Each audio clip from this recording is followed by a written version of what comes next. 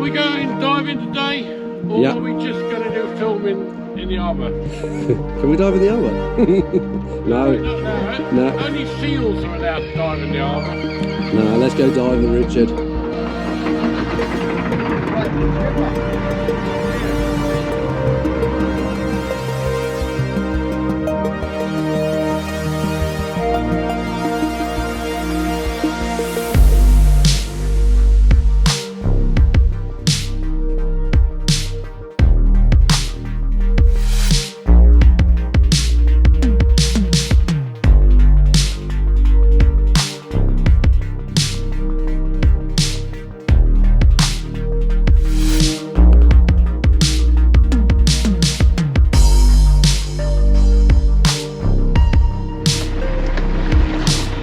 It's behind you.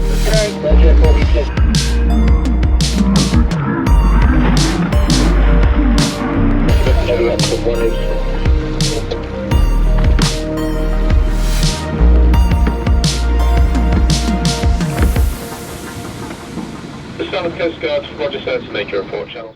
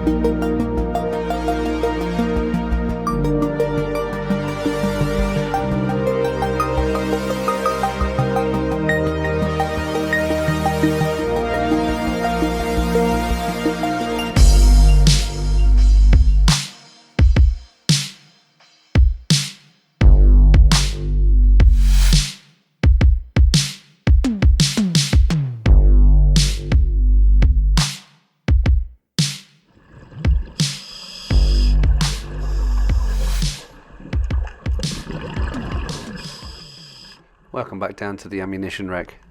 The nickname is ammunition wreck. It's actually Dr. Rudolf Waffendorf. Here you can see Moley playing around with a mine.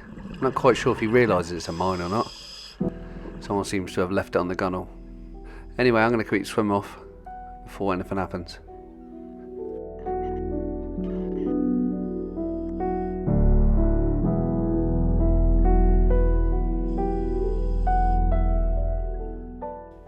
Oh, Moley's found something. Not quite sure what it is he's found. Oh yeah, there it is. It's a cuttlefish.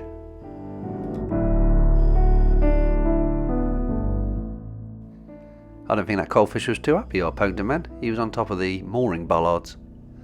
So we're probably about 24-25 metres. This wreck is 27 metres at the stern, which is just down here. And towards the bows about 34-35 metres. So it's kind of on the advanced scale, I suppose, as a scuba diver. But we tend to use this one as like our house wreck, really. We dive it so much. And I know you're probably thinking, hang on, the last video was on the ammo wreck, but believe me, it was worth it. I like this wreck.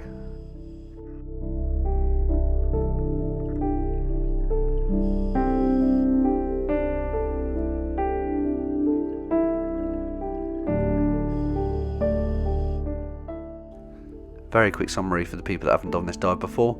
This was previously a Finnish steam trawler, which was requisitioned during the Second World War and by the German Navy, and it was a patrol vessel, VP209. It was waiting outside St. Peter Harbour, and basically it was attacked by the 850 Squadron Fleet Air Arm and sunk. Quite a small wreck at 381 tonnes, 45 metres long, 7.5 metres wide and 3.5 metres deep. Here you can see Moley dropping off the rear deck, so this is where the nets would have been hauled on, and what you've seen just before was the little winch which would have pulled the nets in. So basically we haven't got a dive plan for this, we are just getting in the water and having a swim around, a bit like usual. Basically we don't really plan too much because it could change as soon as you get down there. So we're going to come down and have a look at the little rudder, do a bit of a swim through, swim down the port side, around the bow, up and over the top, back across the deck of the boat, then back up the shot line.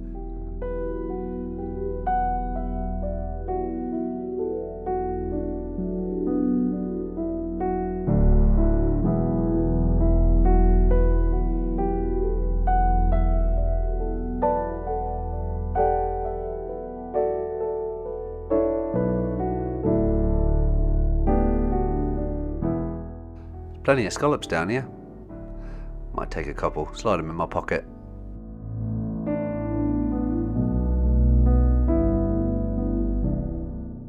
Here you can just make out the rudder.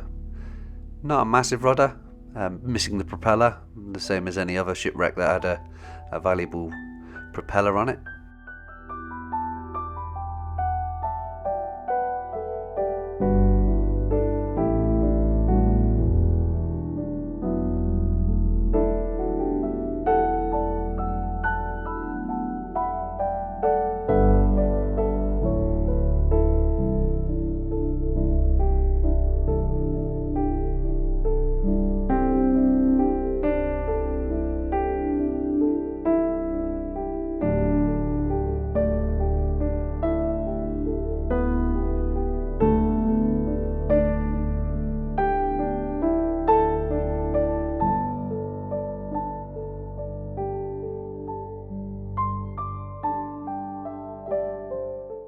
Rudder does harbour conger eels sometimes. Doesn't look like there's any there today. Have a quick look. Normally they lay up this belt, hidden away. Unfortunately he's none today, so we'll carry on.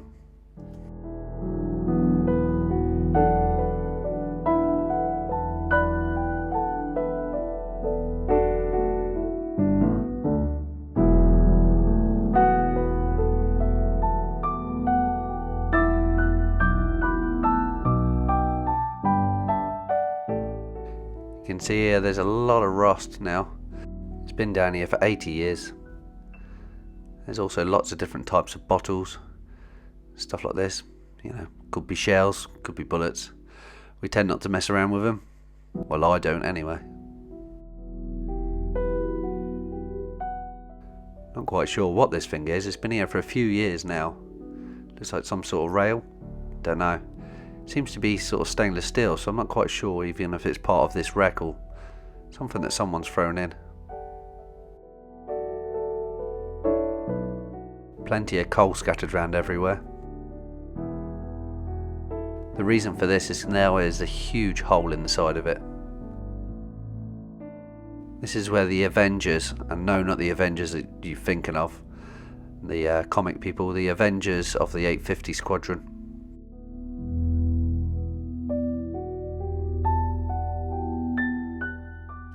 This large object straight ahead is actually the funnel, and I believe that they, according to some reports from locals, that they had actually dropped some of the bombs down the funnel, and the funnel actually blew up and is now landed on the seabed here, completely upside down.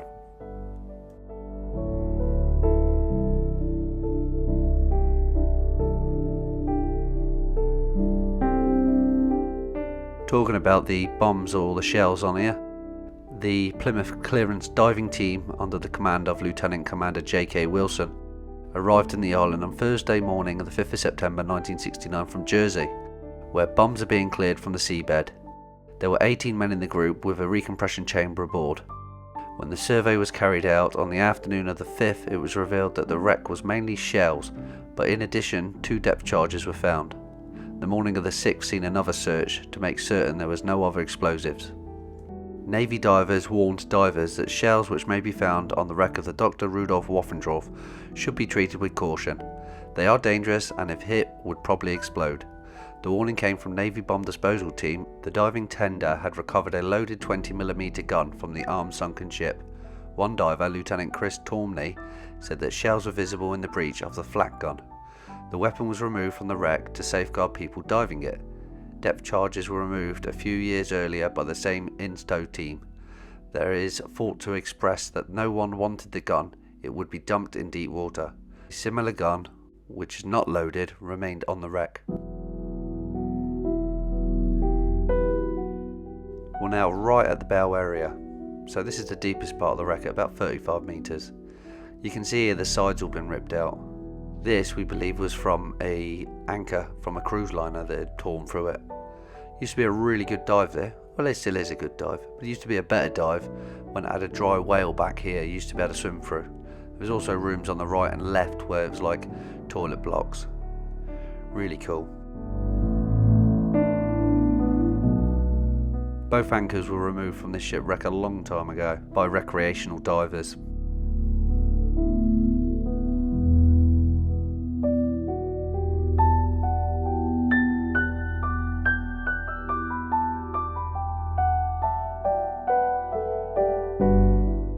Taking a look in this part of the hold, you can see wire.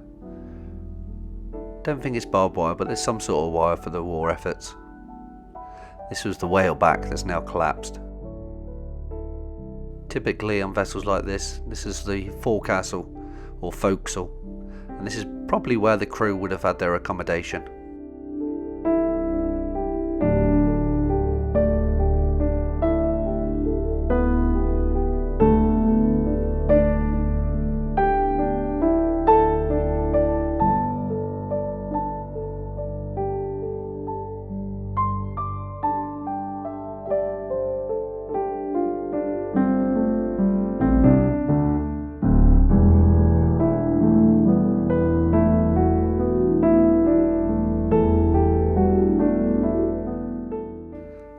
Here you can see a broken up winch.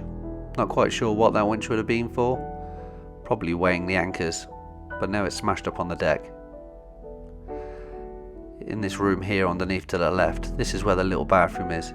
You can actually still put your camera through the hole and still see a sink on the wall.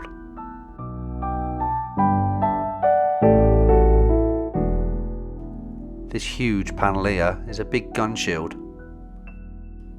The guns are now up in the German Occupation Museum in the forest.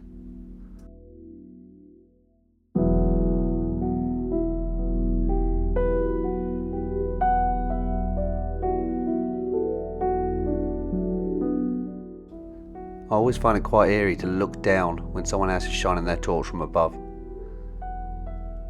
There's all sorts down inside here.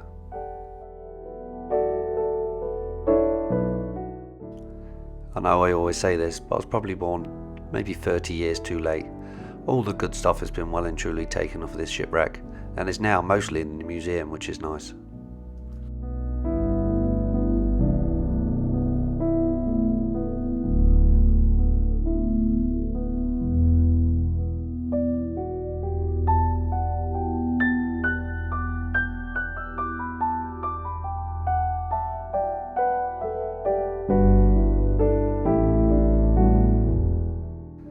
You can see the side of the hull now as being breached in loads of different places.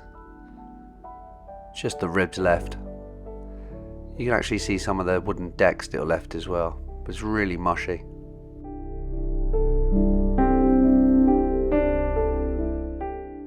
As we swim over the forward hold, I notice a huge pollock just down below me, so I go in to try and film him.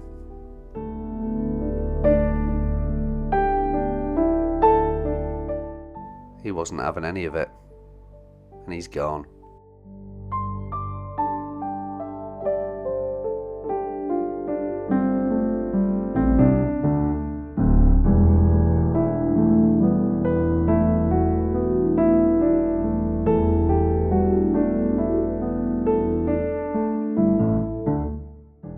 Always wanted to swim down and try and squeeze through that hole and see what's in there.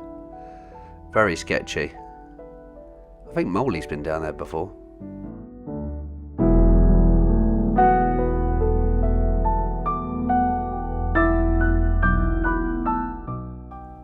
This area must have been some sort of electrical room. There's all sorts of cables running everywhere around here. This large item above me as well keeps moving around. Every so often someone will catch something on it and tow it or move it a little bit. I think the last thing to hit it was maybe a bit of a survey equipment. And there's that sharp piece that I always see. Try and stay away from that. Plenty of electrical cables here. Not quite sure what they're for. Just make sure Molly's still coming. We're getting very low on time now, so we're into deco. We've got at least 2 minutes at 3 meters, which isn't a massive amount, but I want to do another dive after this, so I want to keep it to a minimum. Now back to where the funnel is. So this is the base of the funnel. You can't really actually see the boiler in this boat. You can see the engine, but not the boiler. The boiler is underneath this stuff to my right.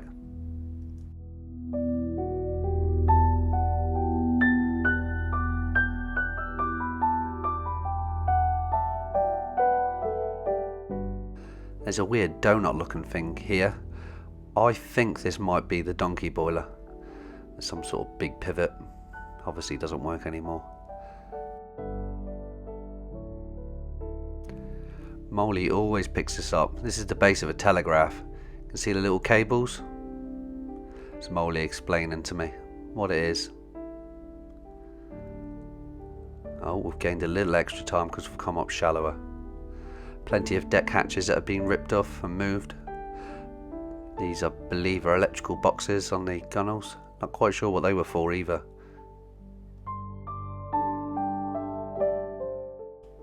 The engine to this boat is just below this shoal of fish.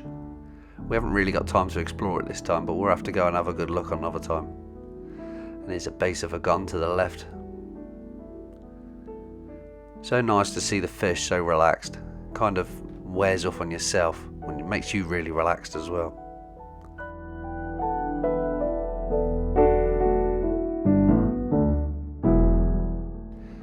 It's time to go. Looks like Molly's hit the bottle.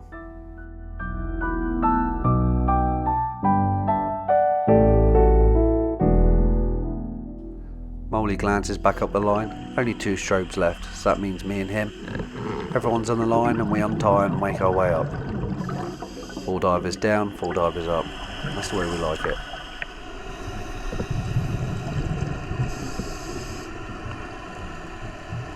Not quite sure what's happening with the tide, because the tide is still going south. When it slackens, it's then meant to go north. So we're not quite sure what's going on. But the tide's still pulling hard. Even the line's shaking in my hand.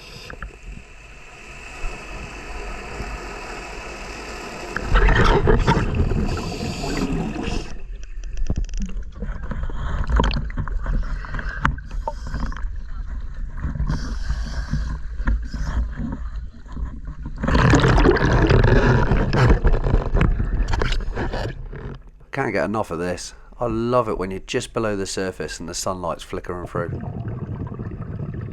If that isn't relaxing, I don't know what is. Thanks for joining us on another dive. That was part 1 of a 2-part. In the next part we see me recovering a huge cannonball and also loads of crab pots. Thanks a lot, and I'll catch you on the next tide.